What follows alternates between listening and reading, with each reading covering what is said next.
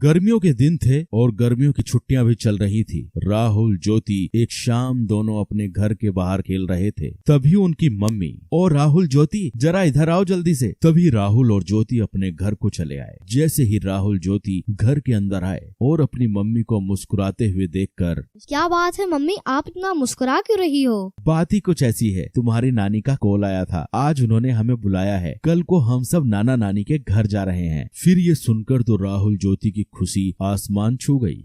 चलो पैकिंग शुरू कर देते हैं, नाना नानी के गांव चलते हैं और एंजॉय करते हैं।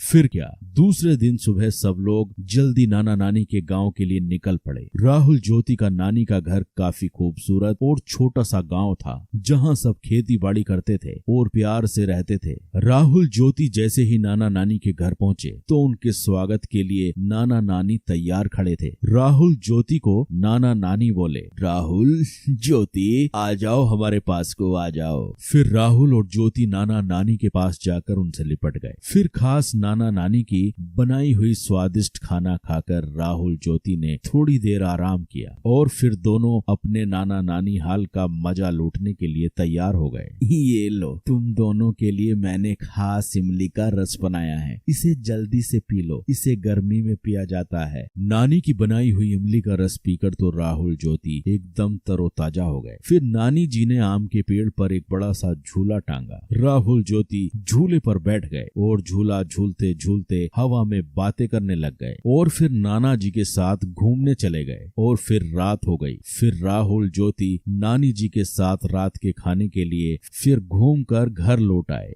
नानी जी, मैं आपके हाथों से खाऊंगा। नानी मुझे भी खिलाओ ना। ये सुनकर नानी जी हंसने लगी। ठीक है, मैं तुम दोनों को अपने हाथों से खिलाती हूँ। फिर क्या, राहुल ज्योति ने नानी के हाथ से पेट भरकर खाना खाया और खाना खाने के बाद सब लोग सोने की तैयारी करने लगे और फिर राहुल ज्योति को गर्मी महसूस होने लगी। नानी जी, घर के अंदर कितनी गर्मी महसूस हो रही है, पंखा भी गर्म हवा फेंक रहा है, आपके घर में एसी भी नहीं है। हमें तो एसी की आदत है, अब तो हमें रात भर नींद नहीं आएगी। यह सुनकर नाना नानी के साथ सब लोग हंसने लगे। यह देखकर राहुल और ज्योति ज्यादा कंफ्यूज हो गए।